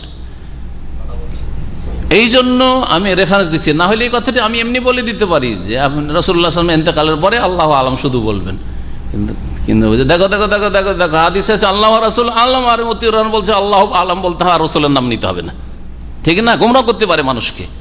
তো তাই যদি হয় আমি ভুল ব্যাখ্যা করি, তো আরে জালালউদ্দিন সুয়ুতী কি করলেন? আলিফ লাম মিম যালিকাল কিতাব, আলিফ লাম আর আল্লাহু আ'লাম, আর এরকম সমস্ত আইম্মা মুফাসসিরিন তারা এভাবে বলেছেন। হানাফি হোক আর শাফি হোক আর মালিকি হাম্বলি হোক আর মুহাদ্দিসিন কেরামরা হন না কেন। তো কি বলছিলাম, আসমান জমিনের মাঝে কতটা দূরত্ব জানো কি? আল্লাহ রাসূল, আল্লাহ এবং তার রাসূল ভালো জানেন। কালা বাইনাহুমা মাসিরাতু 500 সানাহ, এই দুইয়ের মাঝে 500 বছরের দূরত্ব রয়েছে। 500 বছর লাগবে সফর করতে আসমান এবং জমিনের মাঝখানে, তার মানে জমিন থেকে প্রথম আকাশ পর্যন্ত। এগুলির দ্বারা বর্তমান যে যান্ত্রিক সভ্যতার যুগে সায়েন্স বলছে যে আকাশ বলে কিছু নাই, বরং বিভিন্ন গ্রহ নক্ষত্র রয়েছে যেগুলি বিভিন্ন জায়গায় রয়েছে, ব্যাস আর কিছু, এই আসমান, দ্বিতীয় আসমান, তৃতীয় আসমান নেই, এগুলি পর্যন্ত তাদের জ্ঞান পৌঁছেনি। কিন্তু আমরা কোরআনে হাদিসের কথা বাদ দিয়ে দেব আর সায়েন্সের পিছনে ছুটবো যে হ্যাঁ অমুক গ্রহ মঙ্গল গ্রহ, আর অমুক গ্রহ আর তমুক গ্রহ পৃথিবী, আর এই সেই রয়েছে, আর নক্ষত্র রয়েছে, এক নক্ষত্র আর এক নক্ষত্র এত বড় এত ছোট ইত্যাদি। এগুলি বিশ্বাস করছি আমরা কোরআনের চাইতে বেশি। আর আল্লাহ এবং তার রাসূল সাল্লাল্লাহু আলাইহি ওয়াসাল্লাম বলছেন সাবা সামাওয়াতিন তিবাকা, সেই কিতাব না না না না না এগুলো নেই, তাহলে ঈমান থাকবে না। আপনাকে কোরআনে ও হাদিসের কথা ঠিক রেখে যদি তার অনুকূলে সায়েন্স বলে তাহলে ঠিক আছে বিশ্বাস করি, আর নাহলে সায়েন্সের কথা আজকে একরকম, কালকে 10 বছর পরে আর এক রকম বলতে পারে। জি, পরিবর্তন হতে আছে, বহু পরিবর্তন হচ্ছে আর হবে। ওয়াবাইনা কুল্লি সামাইন ইলা সামাইন, আর প্রত্যেক আকাশ থেকে আরেক আকাশ পর্যন্ত মাসিরাতু 500 সানা, 500 বছরের দূরত্ব রয়েছে। ওয়া কিসাফু কুল্লি সামাইন মাসিরাতু 500 সানা, আর প্রত্যেক আকাশের পুরুত্ব, এটা হচ্ছে মাসিরাতু 500 সানা, 500 বছরের দূরত্ব। তাহলে এক একটা আকাশ মোটা হচ্ছে কত? 500 বছর। যেমন এই কিতাবটা কতটা মোটা, 500 পৃষ্ঠা ধরেন। তো ধরেন এই আকাশ, একটা আকাশ এইখান থেকে এইখান পর্যন্ত, আকাশের এক কিনারা থেকে আরেক কিনারা পর্যন্ত যেতে কতক্ষণ লাগবে? 500 বছরের সময় লাগবে। সুবহানাল্লাহ। ওয়াবাইনা সামাই সাবিআতি ওয়াল আরশি বাহরুন, বলছে 7 আকাশ এবং আরশের মাঝখানে কি রয়েছে? সাগর রয়েছে, সমুদ্র রয়েছে। বাইনা আসফালিহি ওয়া আলাহু, এই সাগরের নিচে থেকে ওপর পর্যন্ত কতটা দূরত্ব রয়েছে? কামা বাইনা সামাই ওয়াল আরশ, আকাশ থেকে জমিন পর্যন্ত যে দূরত্ব 500 বছর দূরত্ব, এতটা কি রয়েছে? শুধু সাগর। 7 আসমানের ওপর যে সাগর রয়েছে। আর তারপরে বলছেন যে আল্লাহু ফাওকা যালিক, আল্লাহ রাব্বুল আলামিন তার উপরে মানে আরশের ওপর রয়েছেন। লা ইয়াখফা আলাইহি শাইয়্যুম মিন আমালি বানি আদম, আদম সন্তানের কোন কাজের কোনো কিছুই তার উপর গোপন থাকে না। অথচ আল্লাহ রাব্বুল আলামিন কোথায় রয়েছেন? আরশের ওপর রয়েছেন। আর আরশ কোথায় আছে তা তো জানলেন। এই হাদিসগুলি দিয়ে যা জানা গেল তা হচ্ছে আল্লাহ রাব্বুল আলামিনের আরশে আল্লাহ সমুন্নত, আরশে সমুন্নত। আর আল্লাহর আরশ কোথায়? 7 আসমানের উপরে, 7 আসমানের উপরে। এই দুটি কথা একসাথে মিলিয়ে বলেন, আল্লাহ 7 আসমানের উপরে, সমস্ত সৃষ্টির ঊর্ধ্বে আরশে সমুন্নত। কারণ বিদাতীরা এটুকু হয়তো স্বীকার করে নেবে যে আল্লাহ আরশে আছেন, কিন্তু আল্লাহ আরশে আছেন, কিন্তু আল্লাহর আরশ কোথায়? বলছে আল্লাহর আরশ সর্বত্র বিরাজমান, সর্বত্র বিরাজমান। একটি গুমরাহি তাদের। আর না হলে আল্লাহর আরশ আছে মুমিনের কলব। কলুবুল মুমিন আরশুর রহমান, এই আমার কলবটাই হচ্ছে আল্লাহর আরশ। আর আল্লাহ কলবে কলবে রয়েছে, তো আল্লাহ কতটা আল্লাহ রয়েছে? যতটা মানুষ আর যত সৃষ্টি। এইরকম গুমরাহি থেকে বাঁচার জন্য এই কথাটি খুব গুরুত্বপূর্ণ বিষয়। যখন আপনি বলবেন যে আল্লাহ কোথায়, বলবেন আল্লাহ আরশে সমুন্নত, আকাশের উপরে, 7 আসমানের ওপরে। আমিনতুম মান ফিস সামাই, তোমরা কি নির্ভীক, ভয় করিও না, সেই করো না সেই সত্তাকে যিনি আকাশের উপরে রয়েছেন। এই হাদিস আবু দাউদে রয়েছে, ইমাম আবু দাউদ এবং অন্যান্যরা মানে মুসনাদ আহমদে রয়েছে, যেমন তিরমিজিতে রয়েছে, ইবনে মাজাহতে রয়েছে। এই দুটি হাদিস থেকে, ইবনে মাসউদের হাদিস থেকে আর আব্বাস রাদিয়াল্লাহু তাআলা আনহুমা, এই হাদিস দুটি থেকে যে সব বিষয়গুলি জানা গেল, লেখক শেখ সালেহুল ফওজান হাফিজাহুল্লাহ বলছেন ফিহিমা বায়ানু আজমাতিল্লাহি ওয়া কুদরাতিহি, এগুলিতে আল্লাহর মহত্ব এবং আল্লাহর ক্ষমতার কথা বর্ণনা করা হয়েছে। ওয়া উজুব ও ইফরাদি, আল্লাহ রাব্বুল আলামিন যখন মহান, আল্লাহ হচ্ছেন সর্বশক্তিমান, আল্লাহ রাব্বুল আলামিন এত বড় এবং সবকিছুর সৃষ্টিকর্তা তিনি, সবকিছুর ঊর্ধ্বে তিনি, তো ইবাদত বন্দেগী একমাত্র তার জন্য। আল্লাহ রাব্বুল আলামিনের গুণ থেকে এবং আল্লাহর কাজ থেকে আমরা যা শিক্ষা নেব যে তিনি যখন এত গুণ রাখেন ভালো, আর তিনি যখন এত মহান, আর তিনি যখন সবকিছুই করেন, তো ইবাদত কার? তারই। আরে যে কিছু করে সামান্য আর কিছু করেন না, তার জন্য ইবাদত নাকি? না। ফিহিমা বায়ানু সিফাতিল আজরাম আল উলুহিয়া ওয়া আজমাতিহা ওয়া ইত্তিসাইহা ওয়া তাবায়ুদ আখতারিহা। আর এই হাদিস দুটোতে বোঝা গেল যে আকাশগুলির অবস্থা, দূরত্ব, আর এক আকাশ থেকে আরেক আকাশের দূরত্ব ইত্যাদি সব বিষয়গুলি যেগুলি আমাদের ঊর্ধ্বে রয়েছে, এগুলি সম্পর্কে জানা গেল। ফিহা রাদ্দুল ওয়াদি আলা আহলি নাযরিয়াতিল হাদিস আল্লাযিনা লা ইউমিনুনা বিউজুদিস সামাওয়াতি ওয়াল কুরসি ওয়াল আরশি, এতে খণ্ডন রয়েছে, হাদিসগুলোতে খণ্ডন রয়েছে আজকালকার মডার্ন সায়েন্সের যারা বিশ্বাস করে না আকাশের অস্তিত্ব, আকাশ বলে কিছু নেই, কুরসি তো মানেই না, আরশ তো মানেই না। আর ওরা মনে করে আন্নাল কাউনাল উলুবি ফিদাউন ওয়া কাওয়াকিব ফাকাত, ঊর্ধ্ব জগতে বা ঊর্ধ্ব গগনে কি রয়েছে? ঊর্ধ্ব গগনে রয়েছে ফেজা, খোলা খোলা ময়দান রয়েছে, ফেজা রয়েছে, আর খোলা স্থান রয়েছে, আর কি রয়েছে? বিভিন্ন গ্রহ নক্ষত্র রয়েছে। এতটুকু তারা বিশ্বাস করে। এদের খণ্ডন রয়েছে এই হাদিসগুলিতে। ফিহিমা ইসবাত উলুইল্লাহি আলা খালকিহি, এই হাদিস দুটি দ্বারা বোঝা গেল যে আল্লাহ রাব্বুল আলামিন সমস্ত সৃষ্টির ঊর্ধ্বে, সমস্ত সৃষ্টির সুউচ্চে, ঊর্ধ্বে। আল্লাহ রাব্বুল আলামিন সৃষ্টির ঊর্ধ্বে গুণের দিক থেকে শুধু, না গুণের দিক থেকে এবং সত্তার দিক থেকেও? গুণের দিক থেকেও আর সত্তার দিক। কারণ যতই বড় বিদাতি হোক না কেন, আল্লাহর গুণের দিক থেকে আল্লাহ সুউচ্চ সুমহান, এটা মানে। সাব্বিহ ইসমা রাব্বাকা, আল্লাহ সুমহান, আল্লাহ সুউচ্চ, এটা মানে। কিন্তু যদি জিজ্ঞাসা আল্লাহ তার জাতের দিক থেকে, সত্তাগত দিক থেকে, বলছে আল্লাহ সর্বত্র বিরাজমান।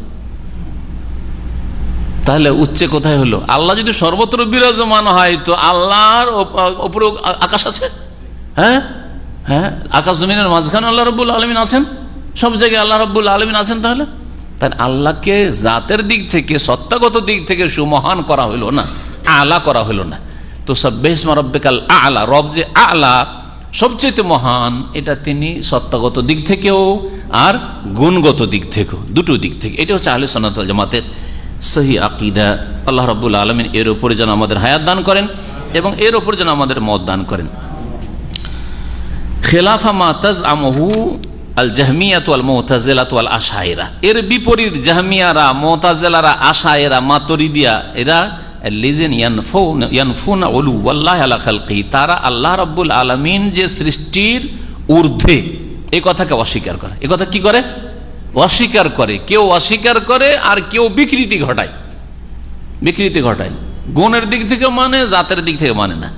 ফিহা, এই হাদিসে বা এই হাদিসগুলো ফিহেমা ইসবাতু ইলমিল্লাহ, আল্লাহর এলমের কথা প্রমাণ হলো। আল মুহিত বিকুল্লি শাই, সব কিছুকে পরিবেষ্টন করে আছে আল্লাহর জ্ঞান, অথচ তিনি সমস্ত সৃষ্টির ঊর্ধ্বে, সমস্ত সৃষ্টির ঊর্ধ্বে থাকা সত্ত্বেও লা ইয়াখফা আলাইহি শাইয়ুম মিন আমালি বানি আদম, আদম সন্তানের কোনো আমল আল্লাহর থেকে অস্পষ্ট নয়, গোপনে নয়।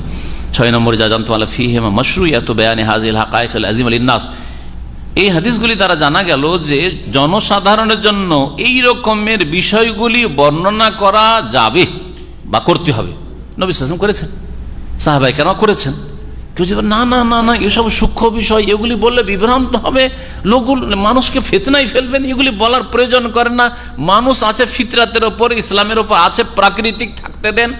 এগুলো গুমরাহি কথা, এগুলি এক শ্রেণীর আজকালকার বক্তাদের আর আলেমদের কথা। সেই জন্য এইসব ফিতনা থেকে বাঁচবেন। এই হাদিসগুলি নবী সাল্লাল্লাহু আলাইহি ওয়াসাল্লাম বয়ান করেছেন। হ্যাঁ, আকাশের অবস্থা বয়ান করেছেন, আল্লাহ রাব্বুল আলামিনের আরশের কথা, কুরসির কথা ইত্যাদি সব বয়ান করেছেন। লিয়া আরিফু আজমাত আল্লাহ, যাতে করে তা আল্লাহর মহত্ব জানতে পারে, ওয়া কুদরাতি, আল্লাহর ক্ষমতা জানতে পারে। আল্লাহু আলাম, আল্লাহ রাব্বুল আলামিনের উচ্চতা বা মহত্ব, আল্লাহ রাব্বুল আলামিন যে সুউচ্চে, সবকিছুর ঊর্ধ্বে, এটা হচ্ছে দুই দিক থেকে। একটা হচ্ছে উলুউজাত, একটা হচ্ছে উলুউসিফাত। যে কথাটি বললাম, উলুউসিফাত কথাটি মুসলিম যতগুলি ফিরকা, দল উপদল রয়েছে, সবাই বিশ্বাস করে, কেউ অস্বীকার করে না যে আল্লাহ গুণের দিক থেকে সুমহান, আল্লাহ মহান। আর আল্লাহ রাব্বুল আলামিন জাতগত, সত্তাগত দিক থেকে যে সুউচ্চ সুমহান, সবকিছুর ঊর্ধ্বে, সমস্ত মখলুকাতের ঊর্ধ্বে, এটা দুই শ্রেণীর গুমরাহরা অস্বীকার করেছে। আল্লামা ইবনে উসাইমিন রাহমাতুল্লাহ তার ভাষ্যে উল্লেখ করেছেন এই কিতাবুত তাওহীদের এই অধ্যায়ে।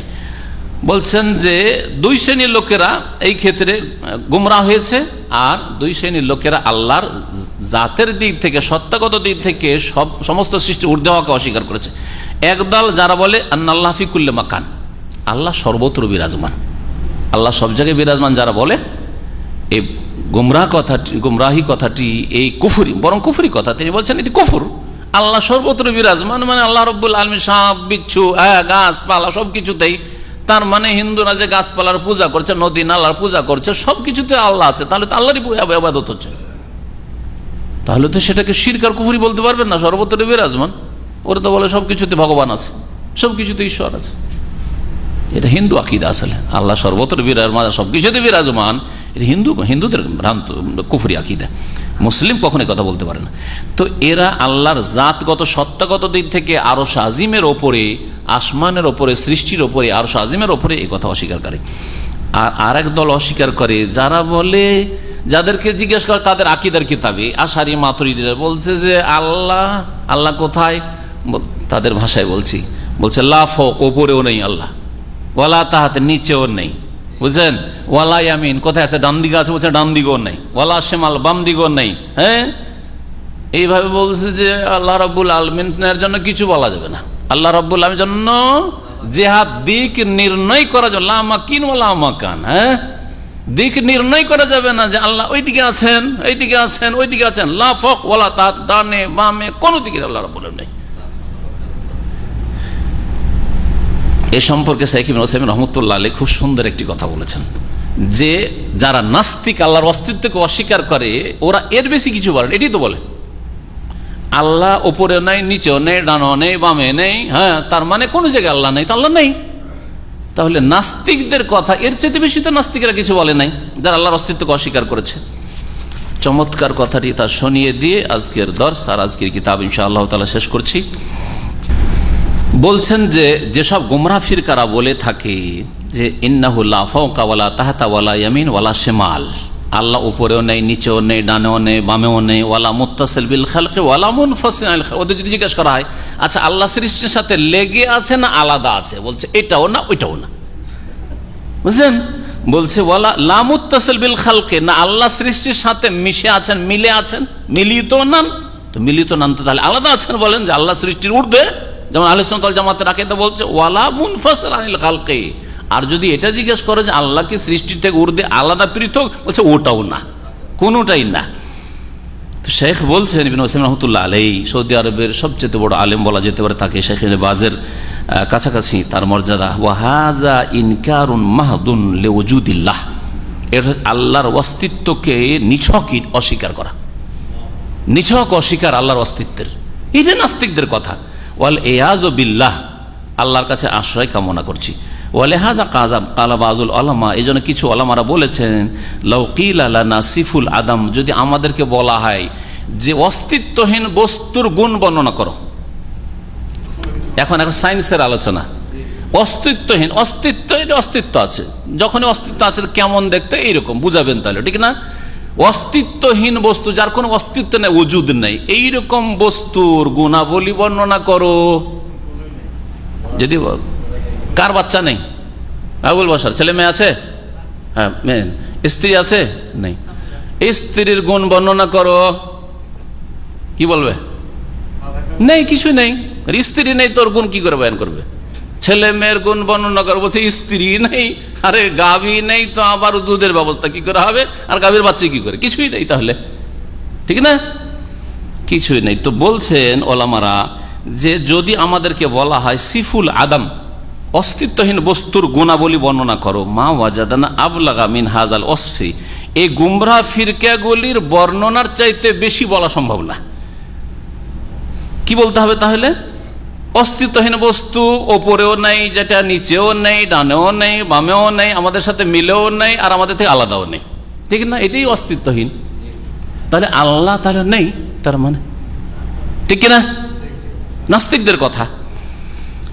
বলছেন শেখ ফাফাররু মিন শাইইন দাল্লাত আলাইহি নুসুস ওয়াল উকুল ওয়াল ফিতর ইলা শাইইন তুনকিরুহু নুসুস ওয়াল উকুল ওয়াল ফিতর, এরা পালাতে চেয়েছিল এমন সহি আকীদা থেকে যার প্রমাণ দলিলে কোরআন হাদিসে রয়েছে, যুক্তিও বলে, মানুষের প্রকৃতি নেচার ফিতরাতও বলে, পালাতে চেয়েছে দলিল ভিত্তিক বিষয় থেকে। কোথায়, মানে আল্লাহ রাব্বুল আলামিন হ্যাঁ সৃষ্টির ঊর্ধ্বে, আল্লাহ রাব্বুল আলামিন জাত সত্তাগত দিক থেকে আসমানের ওপর, আরশের ওপর ইত্যাদি, এগুলো দলিল আছে না নাই।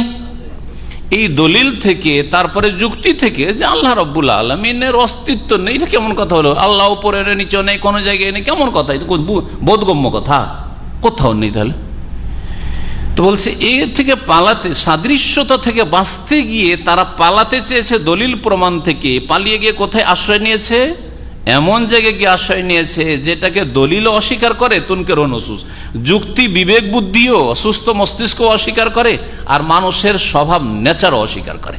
মানে এমন ভ্রান্ত আকীদা, আল্লাহ সম্পর্কে, যেটা না কোরআন হাদিস সমর্থন করে, না মানুষের সুস্থ মস্তিষ্ক সমর্থন করে, না মানুষের ফিতরাতে সালিমাই সমর্থন করে। আল্লাহ রাব্বুল আলামিন যেন আমাদেরকে হেদায়েতের উপর টিকিয়ে রাখেন, আর যারা গুমরাহ হয়ে রয়েছে আল্লাহ তাদেরকে যেন হেদায়েত দান করেন, তাদেরকে সহি আকীদা গ্রহণের তৌফিক দান করেন। আল্লাহ রাব্বুল আলামিন আমাদেরকে দুনিয়া যেন ঈমানের সাথে রাখেন, ফিতনা থেকে নিরাপদ রাখেন, শিরক বিদআত থেকে বেঁচে থাকার তৌফিক দান করেন, নেক আমলের তৌফিক দান করেন, গুনাহ থেকে বেঁচে থাকার তৌফিক দান করেন। আল্লাহ রাব্বুল আলামিন আমাদের জান্নাতুল ফিরদৌস যেন দান করেন, বালা মুসিবত থেকে আল্লাহ রাব্বুল আলামিন যেন বাঁচিয়ে রাখেন, আল্লাহ রাব্বুল আলামিন যেন রোগমুক্ত রাখেন। বিশেষ করে যেসব ভাইরা এখানে হাজির হয়েছেন, যেসব ভাইরা বোনেরা অনলাইনে হাজির হয়েছেন, আল্লাহ রাব্বুল তাদের সকলের হেফাজত করেন। মুমিন মুমিনাত যেখানে যারা রয়েছেন আল্লাহ তাদের হেফাজত করেন। বার্মার মুসলিম ভাই বোনদের বিশেষভাবে দোয়া আল্লাহ হেফাজত করেন। ইরাকের মুসলিম ভাই এবং আহলে সুন্নাত ওয়াল জামাতের জন্য দোয়া আল্লাহ তাদের হেফাজত করেন। সিরিয়ার মুসলিম ভাই বোনদের জন্য দোয়া করি আল্লাহ তাদের হেফাজত করেন। ফিলিস্তিনের মুসলিম ভাই বোনদের জন্য দোয়া করি আল্লাহ তাদের হেফাজত করেন। আল্লাহ রাব্বুল আলামিন আমাদেরকে বালা মুসিবত থেকে বাঁচিয়ে রাখেন, ফিতনা থেকে বাঁচিয়ে রাখেন, আল্লাহর আযাব গজব থেকে বাঁচিয়ে রাখেন। আল্লাহ রাব্বুল আলামিন কালেমা তাইয়্যিবা লা ইলাহা ইল্লাল্লাহর শাহাদাত দিয়ে যেন আল্লাহ রাব্বুল আলামিন আমাদেরকে দুনিয়া থেকে বিদায় নেওয়ার তৌফিক দান করেন। সুবহানা রাব্বিকা রাব্বিল ইজ্জাতি আম্মা ইয়াসিফুন ওয়া সালামুন আলাল মুরসালিন ওয়াল হামদুলিল্লাহি রাব্বিল আলামিন। হলো যে আহলে হক মিডিয়ার এক মুফতি সাহেব, মুফতি ইজহারুল ইসলাম নাম বলে দিলাম, উনি বলেছেন যে রাসূলুল্লাহ সাল্লাল্লাহু আলাইহি ওয়াসাল্লাম দাসীর হাদিসে যে দাসীকে বলেছেন আইনা আল্লাহ, আল্লাহ কোথায়, এখানে সে বলেছে যে এখানে এই হাদিসের এই অংশে আয়না অর্থ কোথায় না।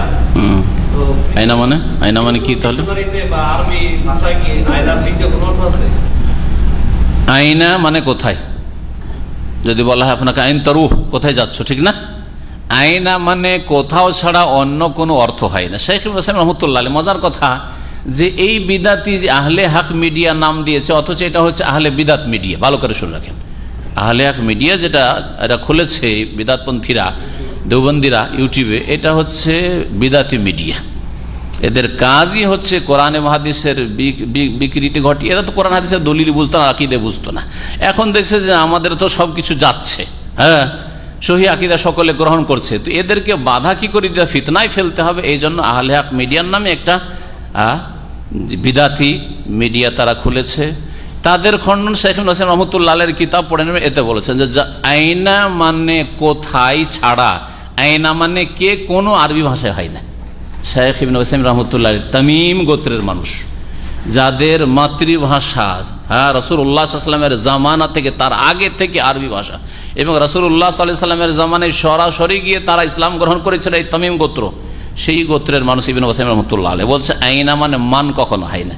এই বিদাতিরা বলে থাকে, তাদের দিকে ইঙ্গিত করে, এই মুফতি যে আহলে হক মিডিয়া নাম দিয়েছে আহলে বিদাত মিডিয়ার, এ নিজের কথা বলেনি, তাদের পূর্বপুরুষ কিছু বিদাতি আশারি মাতুরিদি আছে, তাদের কাছ থেকে নেই। বলছে আয়না মানে মান, কে, তো কোথায় মানে তো কে হয় না।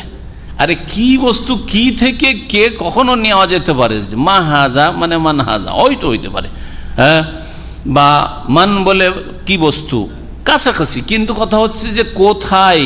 আয়না মানে কোথায়, আর ওর মানে মান। আইনাল্লাহ মানে মানিল্লাহ, আল্লাহ কে, এটা গুমরাহি। এই গুমরাহির কথা উল্লেখ করে শেখ ইবনে উসাইমিন খণ্ডন করেছেন, যেটা বাতিল অর্থ, এরকম অর্থ হয় না। আইনাল্লাহ মানে আল্লাহ কোথায়। নবী করিম সাল্লাল্লাহু আলাইহি ওয়াসাল্লাম জিজ্ঞেস করেছেন, সহিহ মুসলিমের হাদিস, জিজ্ঞেস করেছেন যে আল্লাহ কোথায়। দাসীকে জবাব দিয়েছে যে ফিস সামাই, আকাশের ওপরই। জি,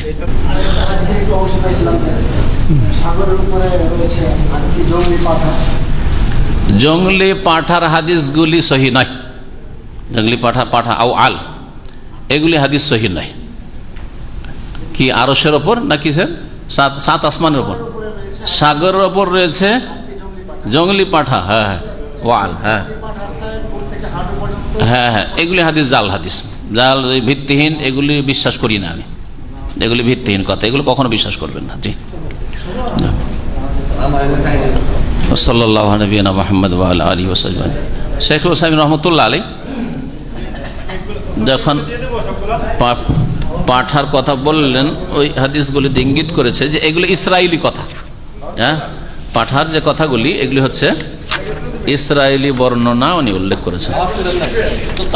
থামেন, আস্তে আস্তে আস্তে আস্তে। এই হাদিসগুলি যে ওর একটা অংশে এই পাঠার কথা উল্লেখ করা হয়েছে, বুঝছেন না, তো বলছেন যে ইবনে মারদুই তাফসীর ইবনে কাসিরে উল্লেখ করা হয়েছে, ওতে মজহুল বর্ণনাকারী দুটো দুর্বল রয়েছে।